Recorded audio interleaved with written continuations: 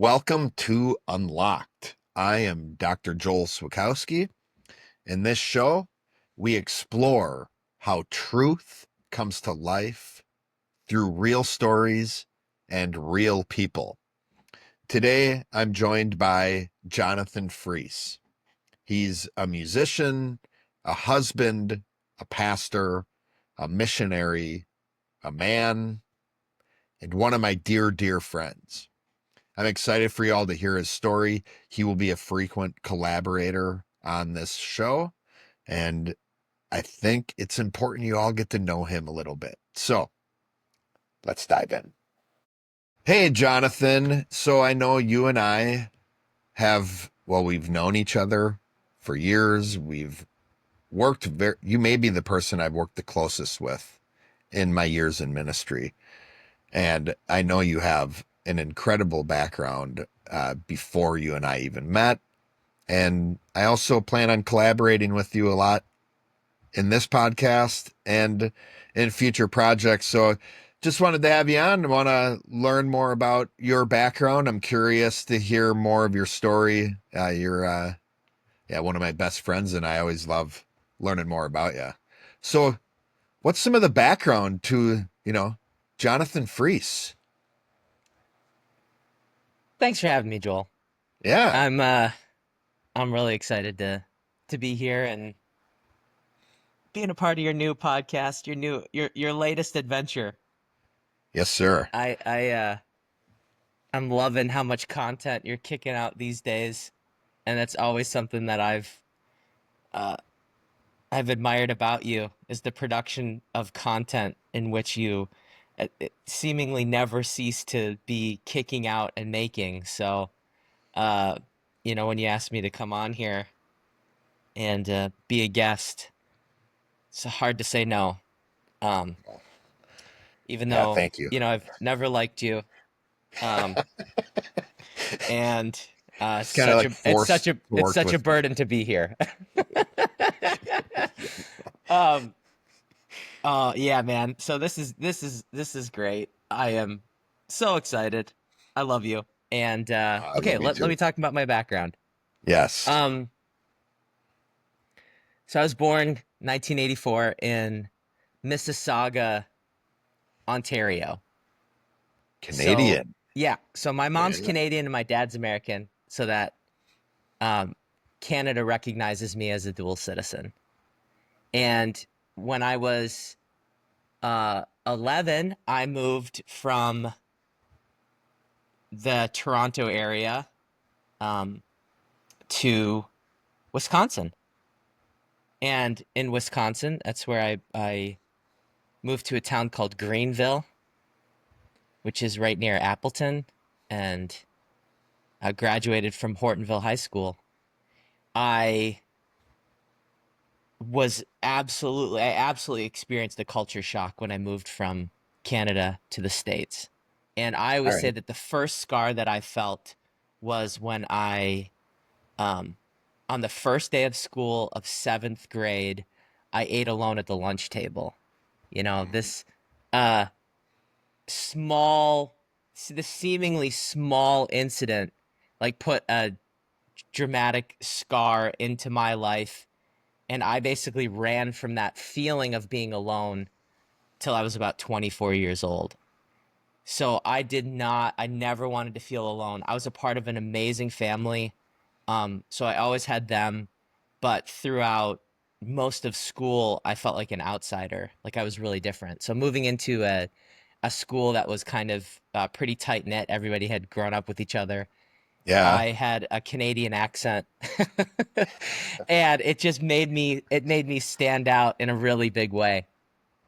So Believe it or not, that Canadian accent is a bit different from us Wisconsinites. it Yeah. is way different. Yeah. Yeah, yeah, absolutely. And that's a tough time to move. Seventh grade.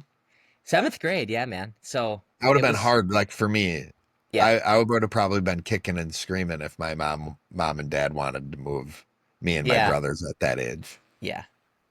I think at first it seemed like an exciting thing, but then the reality kicked in, and it was just like, oh, this is brutal. So, um, I felt like an outsider in school, and really the one of the big reasons why we moved to Wisconsin specifically was to be with um my dad's aunt and uncle. So my great aunt and uncle, and they were a part of a church, a big church in the area, and my parents were really excited for us to be a part of that church.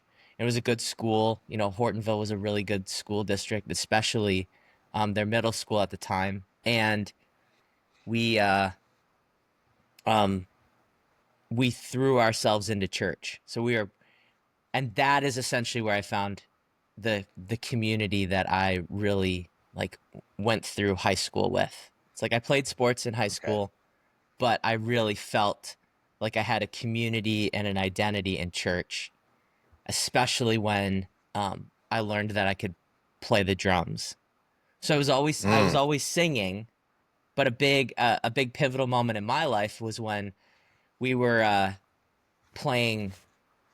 I was at a baseball tournament, and as you do when you're kids, you hang out after the tournament and go swim in the swimming pool, and everybody gets cramps and you know in their legs because everybody's dehydrated.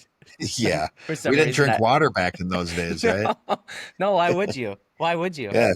Mountain Dew it tastes way better. Oh, yeah. Um, so we uh, uh we were at a party at one of my friends' houses, and I he had a drum set, and I watched him play it, and I was like, oh, I think I can play this. Like Really. Oh, I think I know. And I sat down behind the drum kit, and I went, you know, like with the different, okay, this thing makes this sound, that thing makes that sound. And I watched him and I was like, oh, okay. And then I just sat down and I started playing drums. And um it just made my sense. yeah, it's just like, oh, these are all these sounds. Like that's what Yeah. they Okay. do. So I was just playing drums, and I remember my dad running down the stairs, and I remember his face like going, Jonathan, you know how to play the drums. You know how to play the drums. And I was like, yeah, I guess so. And Yep. then shortly after that, I started to play at church. And then shortly after that, I got a drum set. And then it was kind of like the world opened up to me when I met some guys that were also like at church, and they had a band and they needed a drummer, and I joined that band. And as soon as I joined that band, so I was about 15, 16 at the time, and I felt like this was the answer that I was looking for. This is basically the Oh, way that I'll okay. never feel alone ever again. I want to play music with these guys. I love playing the drums.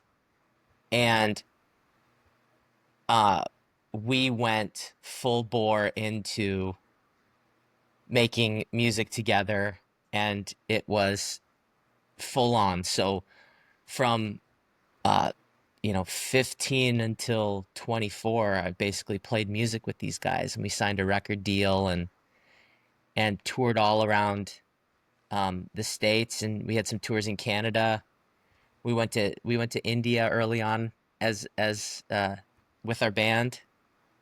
Um, Oh, we worked with a that was when we kind of we were church kids, so we started off and playing with uh in schools with this ministry in the area, and we went to India with this ministry. They help teens, and so we went to India to go play for the Indian kids in schools, and some of the biggest crowds I've ever played to yeah. were in In India. India. Yeah, as like a 19-year-old. Wild. Was this like you guys were like a Christian band at the time? We were kind of one of those Christians in a band. Yeah, we're not a Christian band, but Yeah, we're we're not a Christians Christian in a band, but band. Yeah, Christians in a yeah, band. yeah. But as time went on, that became less and less the case. Yeah. And we just I mean I'll speak for myself, but I just became very disenfranchised with the church. Like my parents were super involved. I heard there was a lot of damage going on behind the scenes that I was aware of because of how involved my parents were with the church. My mom was actually a pastor at this church that we were very, um, deeply connected to and really Yeah. involved with. And I saw a lot of hypocrisy, and then it was just like we hit the road, and I was just like, I'm out. So the uh, the Christian roots that we had slowly diminished and deteriorated, and it was shortly after that, sex, drugs, and rock and roll, baby.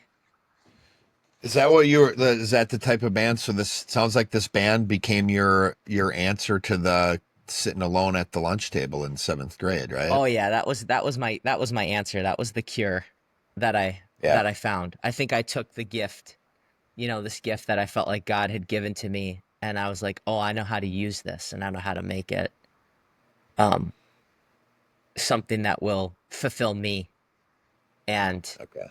you know, cure that scar that I felt like I had." Um and as long as I can remember, Joel, I have had that deep desire for impact and community. Those two things they've been in me as long as I can remember, where it's like a sense of destiny, like you're there for a purpose. There's something special about you, there's something unique about you, and the desire to do that with a group of people.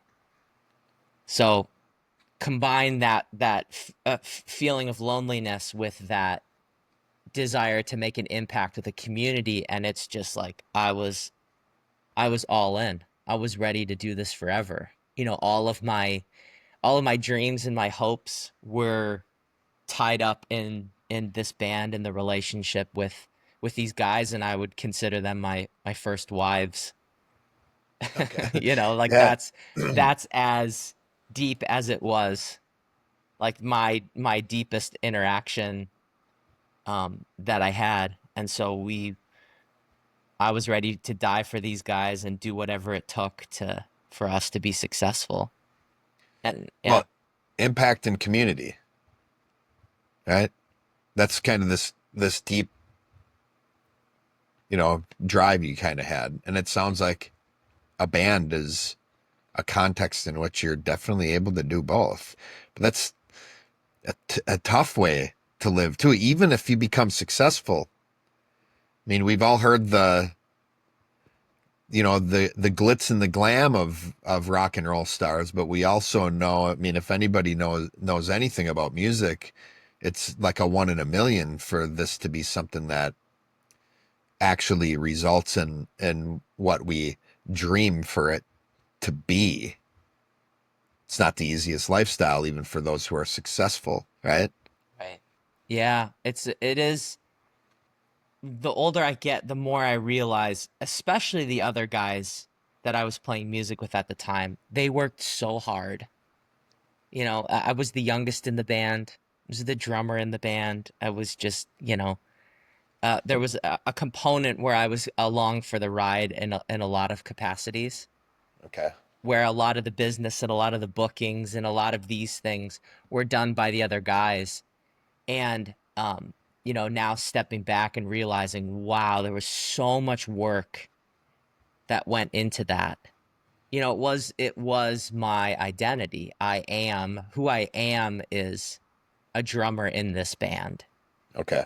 And more than being famous, for me, it was so much about wanting to be with those guys and be loved by those guys and hang out with those guys. And when we were doing great and shows were good and things were happening, it was so much fun. It was like uh something exciting was always around the corner.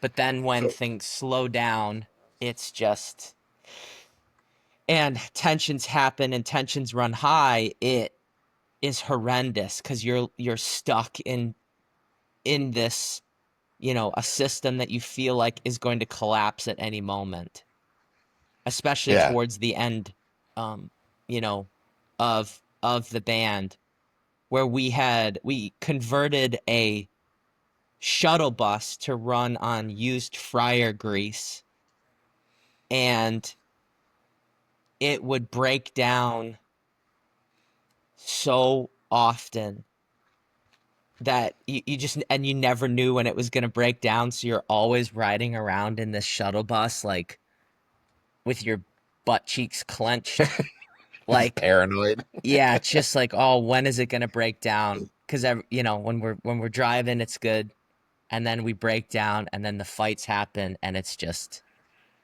oh, it's a bummer. So it was Yeah, just, man. the tension was so high, and we had everything, everything of me was in this. That's what I wanted. I wanted this to be successful, to go on with these guys. Like, we played some really big shows, Joel. We did a couple shows with Green Day, so it was like 15,000 and then 12,000. Um, That's huge. Yeah. something like that. And speaking of impact, what was odd was the first night was just like heart pounding, like absolutely mind blowing. And then the second night was a little less exciting than the first night. And I Mm. realized on that second night, people are just like looking at their phones and looking at their watches, waiting for us to be done. And, and it's like you have a sea of people that are looking at you like, when are you going to be done, man? Like, come Like on, we're here let's to see go. Green Day Yeah, type thing. we're here at, and you're the opener. So, and it was like, Yeah. wow, you know, I don't think we're having as much impact as I'd like to have, or I think that we're having.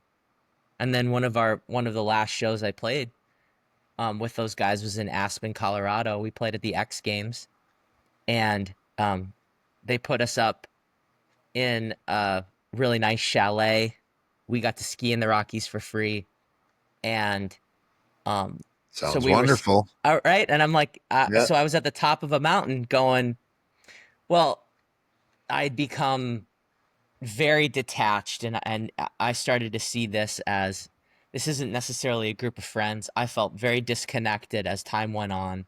Bitterness set in, resentment set in, and I was skiing in the Rockies at the top of a mountain. Everybody skied off. I was by myself at the top of a mountain, and I felt exactly like that 12-year-old at the lunch table. Man. And then it hit me where I was like, I still feel so alone. And it was like two very um important feelings hit me at once. Number one was, I've always believed that God is real. Like, it's the best answer that I've gotten to existence, is that there's a God. And in that moment, I felt like God was absolutely real. And then the second thing was, um, I have these gifts and abilities within me that I am discovering, and I've used them wrongly. And I had this just, it was a breaking on top of that mountain. And I just thought to myself, I want to go home. At the peak of the mountaintop, I want to go home and start over. I need to rebuild. And that's when I did. And that's when, the I left the band, I started over, and I really started to rebuild my life with those two, things in place. Like, God is real, and I need to find out how I'm supposed to live my life because I went off track somewhere. It's incredible, man. I know. I love hearing the story though, because I think that rock and roll lifestyle is something people tend to crave. But hearing the real behind the scenes stories, it's one of these situations where you're spending a lot more time with these people not on stage than you are on stage. Oh, That's really more about what being in the band is about, is like, how are you interacting when you're in this little shuttle bus with each other for hours and hours a day, weeks and weeks on end while you're touring? maybe doing what, 5 to 7 shows a week, Oh yeah. but that's only for a couple hours on stage. Oh, I know. And And and and honestly, Joel, like to me, the traveling around and I was just telling somebody recently that when I was in the band, we went from Baltimore all the way on the East Coast to San Diego, California, from one tour to the other to another tour, and drove all the way across the states. And it was things like that that I absolutely loved. When we're going from one tour to the yeah, other tour, okay. this travel, this road trip, this, the idea of being in a band is something that I think is, I still to this day, I'm Yeah. obsessed with. Like I've never lost that desire to want to be in a band. I still, it's a reoccurring dream that I have, in fact, where I'm back in the band, we're touring, like the same guys, different things happen, and it's kind of like a view into where I'm at in my life. But it's a crazy reoccurring dream that I have because I love it. I love the stories of bands. I love to hear the inner workings of how things get done and how music is made, and their conflicts, and uh yeah, I think it says a lot about, again, the desire for community that I have, and wanting that, like wanting desiring to be a part of a community that creates together and makes something and has an impact. So yeah. Yeah, that's one of the ways now I can see your story is the way God got a hold of you. And in one of the ways, it's kind of helping you see what it meant to be in a band from a different point of view. It's not necessarily only touring and playing like literal musical instruments. So what was this journey like then? Because I know this was a pivotal point in your life, was this mountaintop experience, literal mountaintop and spiritual mountaintop. And, you know, although I'd love to sit here and think about what that literal like ski down that mountain must have been like moments later. Oh, that's awesome. Yeah. Wow, that guy is skiing in a very sad like way. like why is that guy crying down Yeah. this mountain in Aspen? Like I don't The saddest slalom. yeah, the saddest slalom. But I know that was a pivotal part. In that moment you have this clarity, like this epiphany, I want Mhm. to go home. Mhm. And I could see that that's kind of this moment where God starts reframing what it means to be in a band, and maybe starting with, you know, are you really a quote drummer? Like what instrument do you play? Yeah, I'd love I to hear mean, more about that. yeah, so a friend of mine, um, when I moved back in and lived in the basement, so I moved into my parents' new house in the Chicagoland area. They had moved from Wisconsin to Chicago while I was touring, and in their basement, um, I started digging. I started to do a lot of soul searching, and there was a friend that kept in touch with me when kind of everybody had let me go, which now I understand, but I was really mad at the time where I just left, I left everybody. I went and started over, but there was one friend that kept in contact with me. And what he told me was, he said, Jonathan, I used to come to watch your band play, but I came to watch you play drums. He's like, you were like a bright sun, and you were in the back of the band. Um, but he's like, you were just shining, and oftentimes I think people thought that it was the band that was really bright, but he goes, I always felt like it was you that was just Wow. shining when you were playing, and um, that was like, I remember it just bringing tears to my eyes. Like I just felt so seen and so known, and when he started to say that, it caused me to look back on my time in the band and how many people were encouraging me to explore more. There's a lot of people that were just like, Jonathan, keep making this music. Like keep going, keep pursuing it. Like just keep going. whatever you do, whatever you decide to do. And what he said to me, my buddy, is he goes, Jonathan, you are an instrument. Who you are is an instrument. And if you learn what your instrument is, who God has made you to be, then you will be able to live music. And it won't be something that you do, it will be a way that you live. And that really reached me. And I said, "Well, I want to understand what that is. What is that instrument?" And he said, there's a difference between what you have, what you do, and who you are. What you have are things like you used to have a band, you have a drum set. These are possessions that you have. And then there are things that you do, like, things that you have are not who you are. And then he's like, you used to have a band, but who you are is you still are a person. You still are Jonathan. So you are not the band that you used to have. And he goes, who you are is not what you do. He goes, you play drums, you play guitar. Those are things that you do, but that's not who you are. Because if you lost your arms in a tragic accident, you still would be Jonathan. So who's Jonathan? And and that really opened up my mind. And he goes, who you are is something that's spiritual, something mental, something emotional.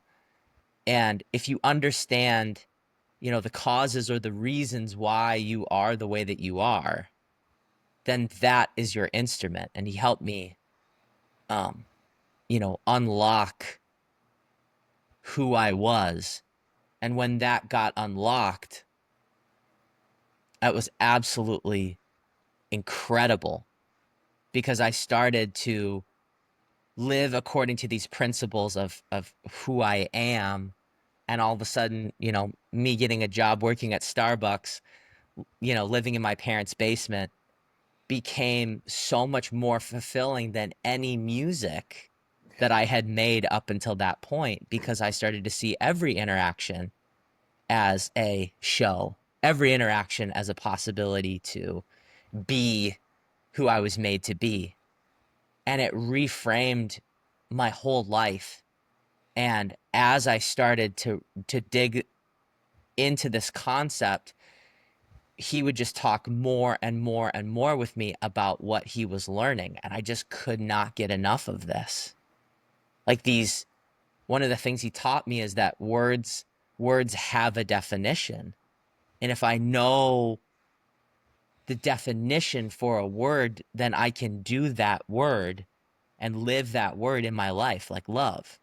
He's like, Jonathan, when you say the word love, what do you mean? And I was like, man, like a really, really strong feeling. Right.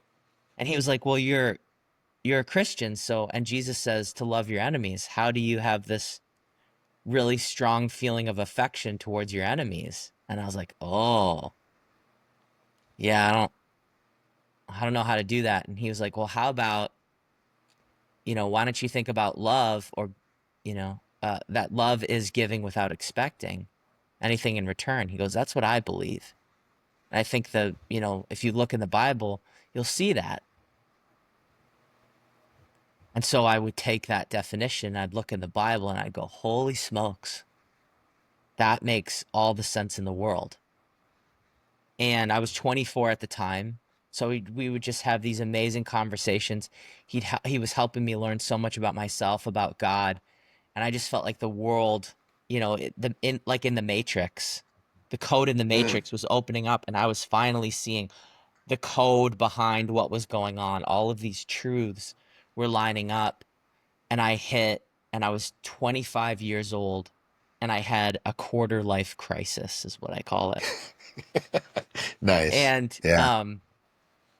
I thought, oh, I'm 25 years old, and I still feel like a little boy, and I should feel like a man by now. I don't know what that looks like. I don't know what that means, but I want to be a man.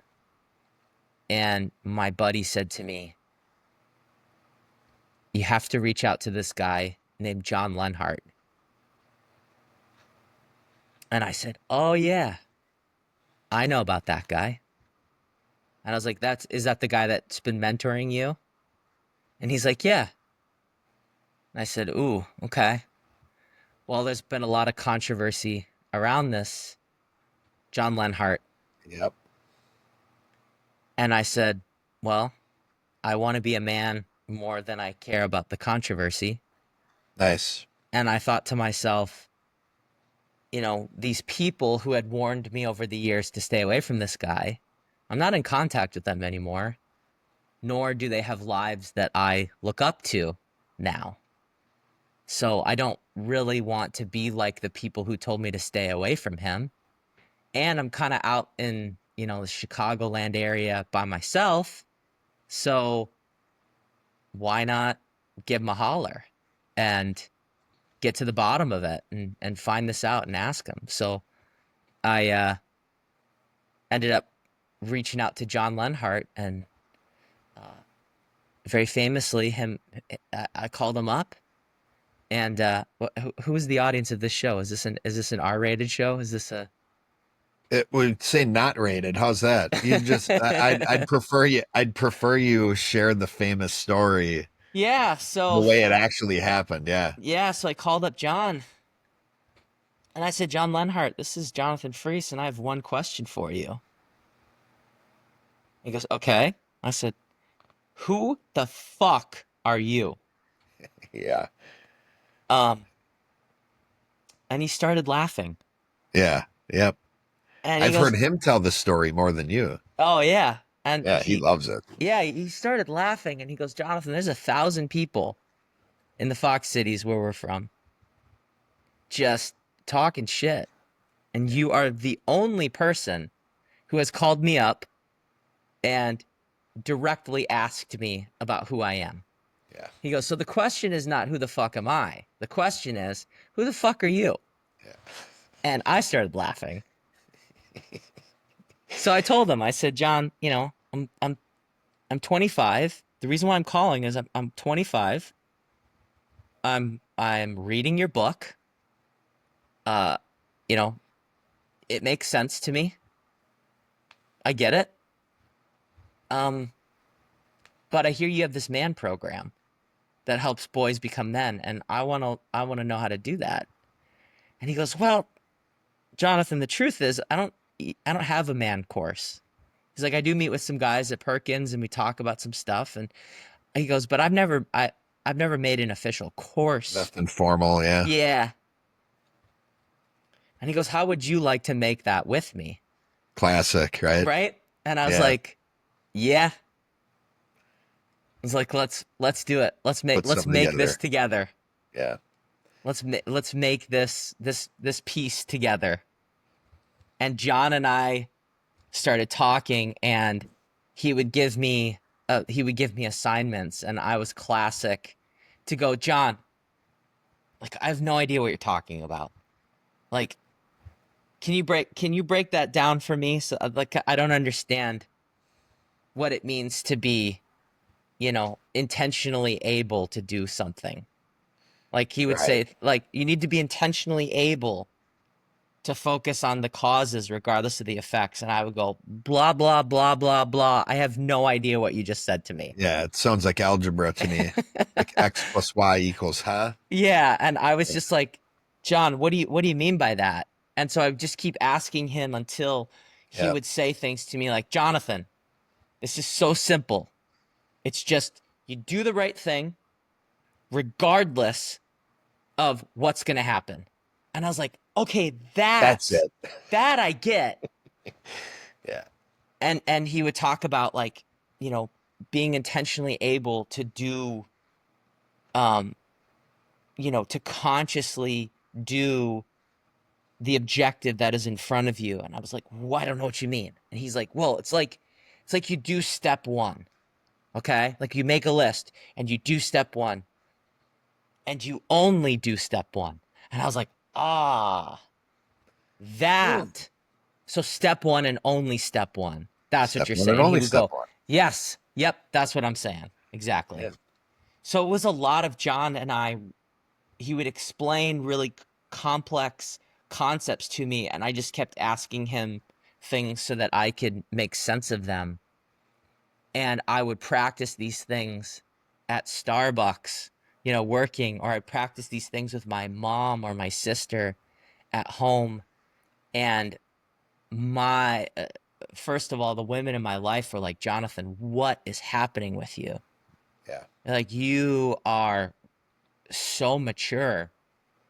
And so these man steps, I learned to do step one and only step one. And I practiced this by cleaning the trash cans at my work, spraying them out. I literally remember that. Okay, I need to do step one and only step one. My boss asked me to clean the trash cans. I said, "You got it, Barb." I went outside. I started cleaning the trash cans. Cleaning the trash cans, Joel, was my entire life. My In that life was moment, in, that's all there was. that was it. Yeah. And so these trash cans were sparkling. And I threw myself into that task. I had an incredible time just cleaning these trash cans. I walked back in, and my boss said to me, Jonathan, your attitude is incredible. She goes, I just want to thank you for accepting the job working at Starbucks. She goes, but your attitude is something that I would want everybody to have. So just thank you for being consistent and doing the job really well. And in that moment, that just hit me, bang! Like, whoa! People are seeing this. People are Yeah. seeing the changes. This is something that's different. Yep. And I remember getting on the phone with John, going, "Dude, that was crazy." And he was like, "Yeah, women are going to be the first to see it. Yeah. Women will recognize it." And then doing the other tasks. There were so many stories that I have of using these man lessons and the impact that it had, in my life and in my family, and really kind of set the foundation for literally the marriage that I have, because I got to practice on my sister and my mom and my coworkers and the women in my life, so that I wasn't, I'm not practicing on my wife Morgan. Well, I should say I'm still practicing on my wife Morgan Yeah. today, but I'm not messing up all the time and having to learn through a series of unfortunate events. Yeah. You are a man now. Yeah. So you learned how to be a man. You are a man. Yeah. And she's benefiting from that. And so much of it is attitude, right? I mean, I'm just sitting here thinking now, every male knows like how to do stuff. Yeah. Like what separates a man from a boy isn't the ability to clean garbage cans. I mean, I had to do that when I was a boy doing chores around the house, and I did it with a poor attitude. That's what made me a boy. Hmm. It's the attitude, and that's what the woman recognized. And that's, the women are going to be the first to recognize when you are acting like a boy too. They recognize a man, they recognize a boy, but it's all attitude, right? It is, So and much of it. really, absolutely. And I think so much of what being a man ought to be, and I think society's really messed this up, but men are supposed to be the safest. We're supposed Right. to, we have this ability to focus and this physical strength, and this endurance to be able to provide safety for the people around us, not to be dominant, not to, achieve at the expense of other people, but to essentially facilitate everybody else being safe around us and feeling free around us because we're providing that safety. So, um, that was something that I was learning with John, is to be the safe person. Uh, and wow, what an incredible foundation that set. And doing that with John, um, learning that the man doctrine, as we call it, was this foundation for the man nights that we would then put on and teach other guys how to be men. And that was where I got the great majority of my training, was on helping boys become men. So I didn't go to school for psychology. I didn't go to school um, for any religious degree or pastoral studies or anything like that. But when I tell people, um, I've been doing man stuff since I was uh, 25 years old. I've been helping boys become men for 15 Yeah. years. People go, "Oh yeah, that's pretty tough." Yeah, and it started with your journey to becoming a man immediately started with it happening through you working with John to develop a program to help other boys become men, Right. which is incredible. So yeah, I know you've been that's quite the journey of mentoring that you started right off the bat, which I think goes to show this community and impact thing that you had even back as a teenager was something that was ingrained within you, something spiritual within you, and you were finding new ways to, essentially manifest that into the world and not just through playing the drums or the guitar or writing songs, but so that's one of the things I'm definitely going to want to have you on a bunch because Scratching the surface, brother. we're only like halfway through some of the ideas I had and what I'd talk about. So I think this is a good place to kind of start coming to a close here for this episode. I would just like to talk since we're on Yeah. this man thing, and in particular, you talked about the importance of a man being the safest person. Now, you are one of the most compassionate people I've ever met. Sensitive, feeling what other people feel. Can you talk about maybe a journey you went on of what was it like? What was the picture of what you thought it meant to be a man? What was it like to wrestle with that compared to what you were feeling within yourself? And where are you today as it relates to who you are as a man and what you know to really be true? Yeah. So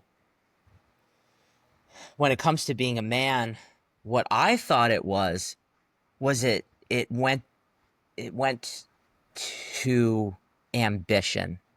Like men are ambitious. Okay. Men are um bulldozers. Now, why I say ambitious, I mean I'm gonna get and I'm gonna achieve whatever I want at the expense of anybody who stands in my way. So if anybody is in my way, I am going to plow them over. I'm going to embarrass them. I'm going to bully them. And I'm going to laugh about how awesome it was that I just destroyed all of these people. Yeah. So men are completely focused on themselves and achieving whatever they believe they ought to achieve at whomever's expense. And if anybody stands in their way, they plow them over. And if you feel bad about doing any of that, you're weak. So that's a lot of my story is trying to be a bulldozer, trying to Yeah. be um not so sensitive all the time, not being this uh uh deeply sensitive person, but being somebody who can cover up that sensitivity with anger or just not caring about anything. So it's like the more you don't care about other people, the more you don't feel what other people are feeling, and the more you make stuff happen, the more of a man you are. So that was my perception of what a man was supposed to be. Yeah. Um, and I was definitely not like that. I was very sensitive. Um, I always could sense where people were at. Like I always had this feeling and this vibe of where somebody's at and how they're feeling, and if they were off or if they were unhappy, I would feel that literally within myself. Like I remember videos of when I was a little kid, when we moved from Canada to the States, watching my mom open gifts. And I wasn't looking at the gifts that my mom was opening. I was watching my mom. Oh, wow. And I was looking at her. And my mom looked at me and she goes, Jonathan, are you checking to see if I'm crying? And I was like, Yeah. yeah, Yeah. yeah. I wanted to see where she was at. So that sensitivity is something that I felt like was a feminine quality, not a Right. masculine quality. Um, that desire to help other people was again, that was a feminine quality. That's what women do. Women have a heart and they care for those people that are weak or those people that are vulnerable. It's like that's what women do. Men just achieve. Yeah. So I grew up feeling like trying to kill that part of me. And then the more I grew into understanding what a man was, uh, the more I realized that no, I was built to care, but I was built to care for the right thing. And my sensitivity actually makes me the best at uh, confrontation. Is stepping Ooh, into yeah. yeah, is stepping into situations that are the most tense and the most challenging, um, and doing it in a fashion that's not like a bulldozer, that's almost surgical and very careful and caring in the way that I address major issues that I see. And as I started to grow in that ability and that compassion, and compassion is what it does is it's supposed to bear the pain of growth. So I use that compassion a lot of times to uh, alleviate the pain of whatever somebody was feeling. And I used to say one of my superpowers is I'm the aspirin to people's cancer. You know, I'm the if somebody has cancer, I can make them feel better while they have cancer, and then their cancer can continue to get worse and worse and worse and worse until they die. Yep. And now I've learned to address the cancer that is in somebody, but in a much more caring and gentle way. So instead of going like, you have cancer, go to the hospital, get fixed. Right. What's wrong with you? I go, you know, have you looked into the reasons why you feel in the way that you feel? Do you want to continue to feel that way? Is that something that you want to feel? What's your plan for feeling that? And would you like to hear another plan? Would you like to hear another option for that plan? Or, another option to feeling better. So, um, I think once I learned that, Joel, and once I learned about the idea that confrontation is kind of the super highway of growth for any compassion person, I realized, oh, I'm going to step into more of these opportunities. And that ties in with what caused me to actually feel like a man, which was confronting my dad on his behavior in a compassionate fashion that I was seeing in my dad. And that singular moment where I felt like my relationship with my dad was going to be over if I confronted Everything's on him. the line. Oh, I Yeah. remember crying so hard before that confrontation. I gave myself a nosebleed. I was just, "Wah," just crying so hard before it because I was like, it's over. My Yeah. dad's in my relation. Like, I'm gonna go in and say this to my dad. And so I ended up confronting my dad in a really gentle fashion. I remember through tears sharing with him what I was seeing and him saying to me back through tears, son, you have my attention. And I remember feeling in that moment, like that sensitivity, that the strength in being safe, and that my dad felt safe enough to be vulnerable back to me in that moment and in that confrontation was just again a massive turning point in his and my relationship, in the confidence that I have in myself, and is what we call, Joel, our man moment. That was my Yeah. man moment. Yeah. And from then on, I think that set the trajectory of my life of where I was going to go and what this was going to look like as Jonathan, the the compassionate man. Now Yep. this, the safe and compassionate man, and I think that journey hasn't stopped.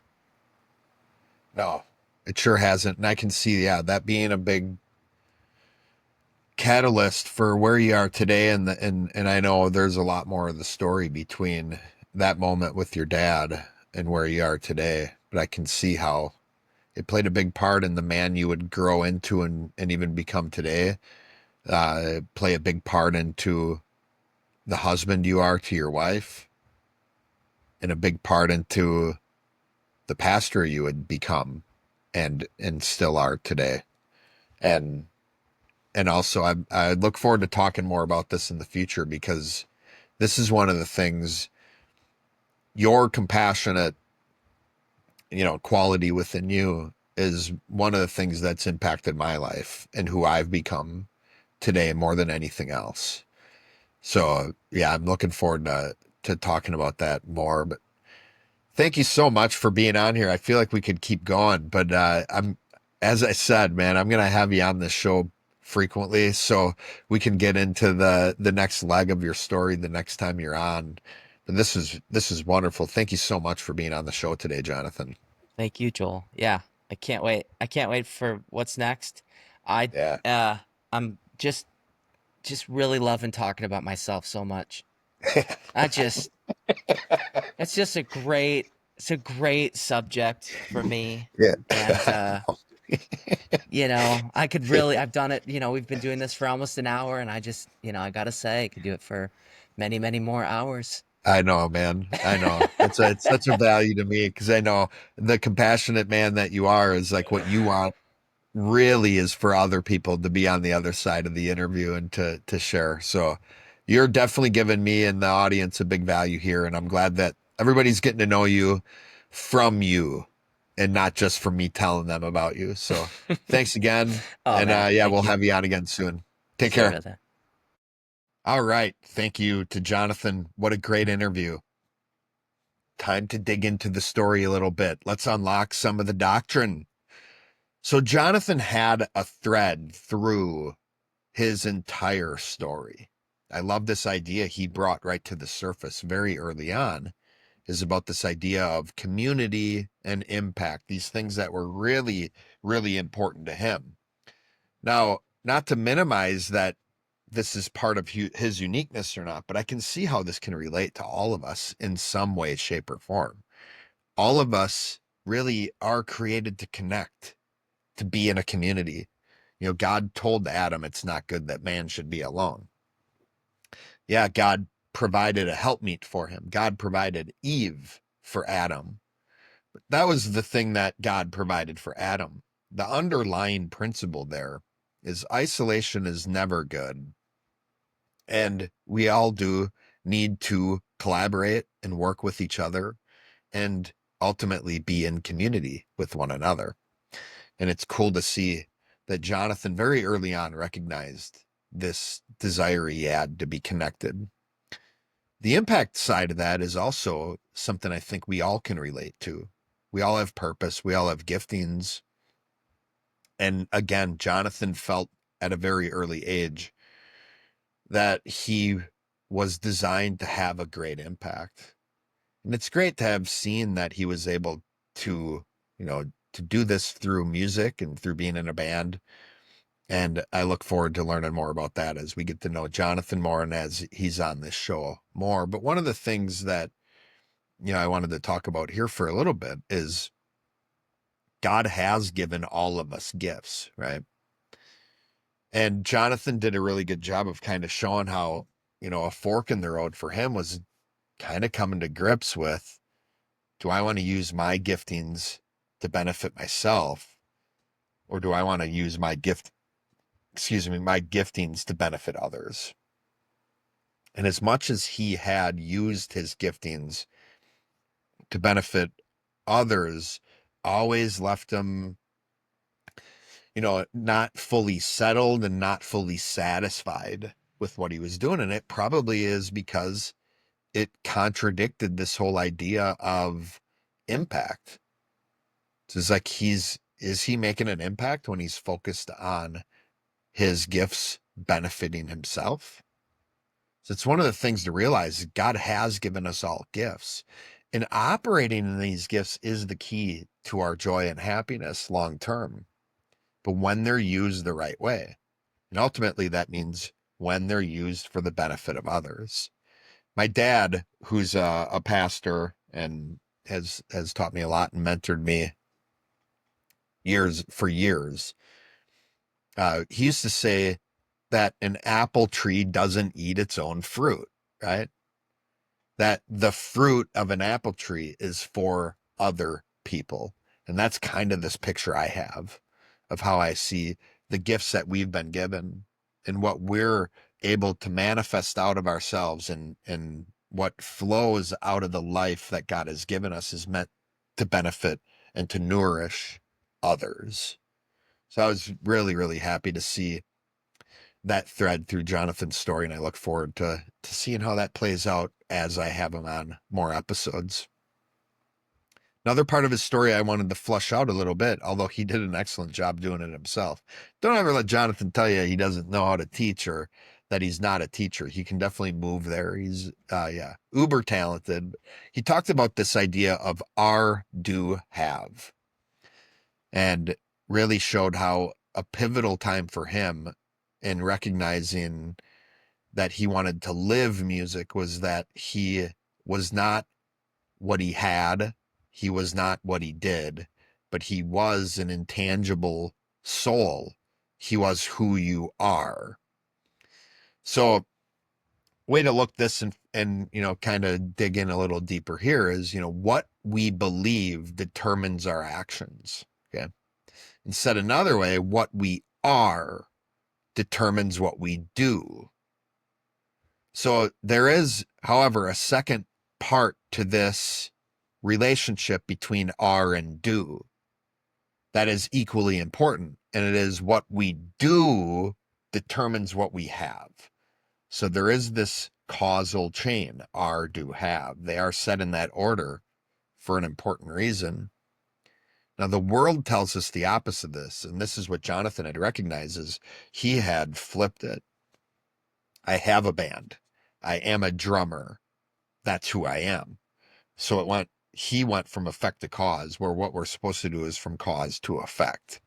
Because what the world tells us is exactly what Jonathan found out for himself, is that what we have will determine what we do, and what we do determines who we are. That's what the world wants us to know. And my proof of that isn't that one of the equations behind advertising, right? Hey, if you have this type of truck, you'll be able to do this type of work, and then you'll be this type of man. That's the whole idea behind marketing, behind advertising, is the have, do, are side of things instead of the are, do, have. The way God wants us to operate is in the are, do, have model. Who you are, that's the most important thing to God. Get to the cause of who you are, the cause of who you created to be. Not that doing things isn't important. We are supposed to be doers of the word, but of the word is that our part. What is God telling me, Joel, to do? And not that what we have isn't important. I need to have certain things in order to survive. I need to have a certain amount of money to pay my bills. I need to have food in order to eat. I need to have shelter. But there's a limit to what is good to invest into those things. And there's a limit to how much I ought to be focused on those things. There's not a limit on how much I ought to be focused on who God created me to be and letting him work through that being. Now, Jonathan, we saw as a compassionate man, and a lot of really cool qualities of his story talk about him learning about who God created him to be, and also hand in hand with that was his journey to becoming this man that I know today. He's a compassionate man. And there seems to be some misunderstanding in the world over whether or not this quality of compassion is a masculine quality or not. But Jonathan is definitely both compassionate and masculine. And this gift really is the strongest. This ability to bear the pain of others is the strongest gift. Let me read some verses here for you, and you can maybe see for yourself. Isaiah 53, 4-6. Surely he has borne our griefs and carried our sorrows, yet we esteemed him stricken, smitten by God, and afflicted. But he was wounded for our transgressions. He was bruised for our iniquities. The chastisement for our peace was upon him, and by his stripes we are healed. All we like sheep have gone astray. We have turned everyone to his own way, and the Lord has laid on him the iniquity of us all. This is a prophecy from Isaiah about Jesus.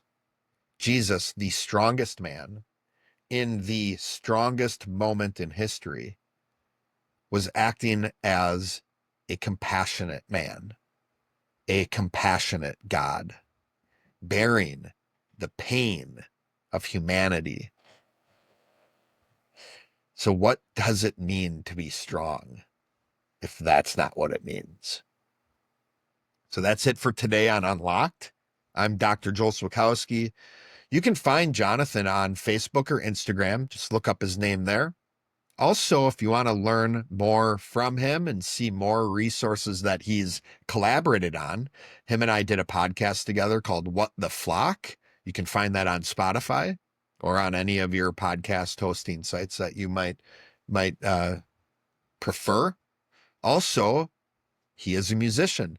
You can find worship music written by Jonathan on Spotify too. Just type in his name, or you can find some other music that he's written, more singer-songwriter type stuff, in a band called Adamah. That's Adamah. So look up Jonathan there for some amazing, amazing original music that he has written and performed for all of us to listen to. So go check Jonathan out. Keep learning from his journey. He's got a lot of content out there. Thank you for listening. Keep seeking truth. Keep living it out. We'll see you next time.